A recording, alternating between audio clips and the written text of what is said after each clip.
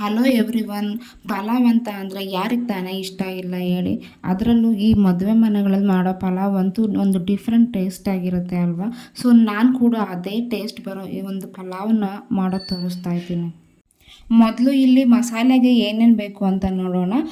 ನಾನಿಲ್ಲಿ ಸ್ವಲ್ಪ ಬೆಳ್ಳುಳ್ಳಿ, ಹಸಿಶುಂಠಿ, 1 ಏಲಕ್ಕಿ, ಚಕ್ಕೆ, 4-5 ಲವಂಗ, ಖಾರಕ್ಕೆ ಮೆಣಸಿನ್ಕಾಯಿ ಮತ್ತು ಅರ್ಧ ಕಪ್ಪಿನಷ್ಟು ತೆಂಗಿನ ತುರಿನ ತಗೊಂಡಿದ್ದೀನಿ. ನಾನು ತೋರಿಸಿರೋ ಎಲ್ಲ ಇಂಗ್ರೀಡಿಯೆಂಟ್ಸ್ನು ಒಂದು ಮಿಕ್ಸ್ಚರ್ ಜಾರ್ಗೆ ಹಾಕ್ಕೊಂಡು ಇದನ್ನು ನೀರು ಹಾಕದೆ ತರಿಯಾಗಿ ರುಬ್ಬಬೇಕು. ಸಾಮಾನ್ಯವಾಗಿ ಮಸಾಲೆನೇ ನಾವು ನೀರು ಹಾಕ್ಬಿಟ್ಟೆ ಅಲ್ವಾ ರುಬ್ಬೋದು, ಆದರೆ ಇಲ್ಲಿ ನಾವು ನೀರು ಹಾಕ್ದಲೇ ರುಬ್ತಾ ಇದ್ದೀವಿ. ಇದೇ ಇದ್ರ ಸ್ಪೆಷಾಲಿಟಿ. ಹಾಗೆ ನಾನು ಸ್ವಲ್ಪ ಇಲ್ಲಿ ಕೊತ್ತಂಬರಿ ಸೊಪ್ಪನ್ನ ಕೂಡ ಹಾಕ್ತಾಯಿದ್ದೀನಿ. ಇದರಿಂದ ಮಸಾಲೆ ಒಳ್ಳೆ ಕಲರ್ ಬರುತ್ತೆ ಹಾಗೂ ಟೇಸ್ಟಿಯಾಗಿರುತ್ತೆ. ನೋಡಿ, ರುಬ್ಬಿದಾಗಿದೆ. ಈ ರೀತಿಯಾಗಿ ನೀರು ಹಾಕ್ತೆ ರುಬ್ಕೋಬೇಕು. ಈಗ ನಾವು ಒಗ್ಗರಣೆಗೆ ರೆಡಿ ಮಾಡ್ಕೊಳ್ಳೋಣ. ಒಂದು ಕುಕ್ಕರ್ನ ಬಿಸಿ ಆಗೋದಕ್ಕೆ ಇಡಬೇಕು. ನಂತರ 3-4 ಟೇಬಲ್ ಸ್ಪೂನ್ ಅಡುಗೆ ಎಣ್ಣೆ ಹಾಕಬೇಕು. ಎಣ್ಣೆ ಬಿಸಿ ಆದಮೇಲೆ ಇದಕ್ಕೆ 2 ಪಲಾವ್ ಎಲೆ, 1 ಚಕ್ರ ಮೊಗ್ಗು, 2 ಮರಾಠಿ ಮೊಗ್ಗು ಮತ್ತು 1 ಟೇಬಲ್ ಸ್ಪೂನಷ್ಟು ಸೋಂಪು ಕಾಳನ್ನ ನಾನು ಹಾಕ್ತಾಯಿದ್ದೀನಿ.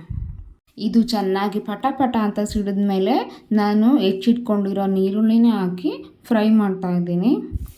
ನಂತರ ನೀರುಳ್ಳಿ ಫ್ರೈ ಆದಮೇಲೆ ನಾನಿಲ್ಲಿ ಸ್ವಲ್ಪ ಪುದೀನ ಸೊಪ್ಪು ತೊಗೊಂಡಿದ್ದೆ, ಅದನ್ನು ಕೂಡ ಹಾಕ್ತಾಯಿದ್ದೀನಿ. ಆಮೇಲೆ ಸ್ವಲ್ಪ ಮೆಂತ್ಯ ಸೊಪ್ಪು. ಈ ಸೊಪ್ಪೆಲ್ಲ ಚೆನ್ನಾಗಿ ಫ್ರೈ ಆಗಬೇಕು. ನಂತರ ನಾನು ಇದಕ್ಕೆ ರುಬ್ಬಿಟ್ಕೊಂಡಿರೋ ಮಸಾಲನ್ನೇ ಹಾಕ್ಬಿಟ್ಟು ಎಣ್ಣೆ ಎಲ್ಲ ಚೆನ್ನಾಗಿ ಹುರಿತೀನಿ.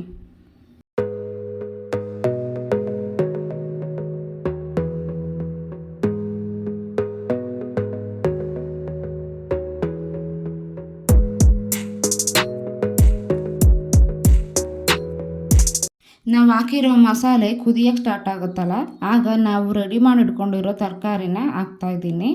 ಇದಕ್ಕೆ ನಾವು ಯಾವ ತರಕಾರಿ ಬೇಕಾದರೂ ಹಾಕ್ಕೋಬೋದು. ನಾನಿಲ್ಲಿ ಸ್ವಲ್ಪ ಬೀನ್ಸು, ಕ್ಯಾರೆಟು ಮತ್ತು ಬಟಾಣಿನ ಹಾಕ್ತಾಯಿದ್ದೀನಿ.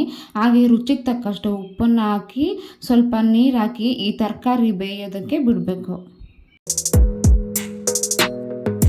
ನೀರು ಕುದಿಯೋಕ್ಕೆ ಸ್ಟಾರ್ಟ್ ಆದ ನಂತರ ನಾನಿಲ್ಲಿ ತೊಳೆದಿಟ್ಕೊಂಡಿರೋ ಅಕ್ಕಿನ ಹಾಕ್ತಾಯಿದ್ದೀನಿ. ನಾನು ಹಾಕ್ತಾ ಇರೋವಂಥ ಅಕ್ಕಿ ಪ್ರಮಾಣ 1 ಲೋಟ, ನೀರಿನ ಪ್ರಮಾಣ 2 ಲೋಟ.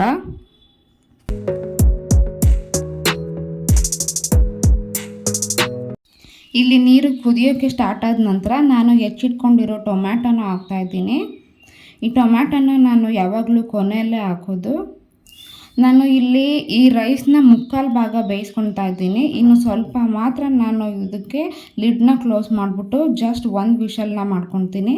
ಈ ರೀತಿ ಮಾಡೋದ್ರಿಂದ ಪಲಾವ್ ತಳ ಹಿಡಿಯೋದಿಲ್ಲ, ತುಂಬ ಉದುರುದ್ರಾಗಿ ಚೆನ್ನಾಗಿ ಬರುತ್ತೆ. ನೋಡಿ ಎಷ್ಟು ಉದುರಾಗಿ ಎಷ್ಟು ಚೆನ್ನಾಗಿ ಬಂದಿದೆ.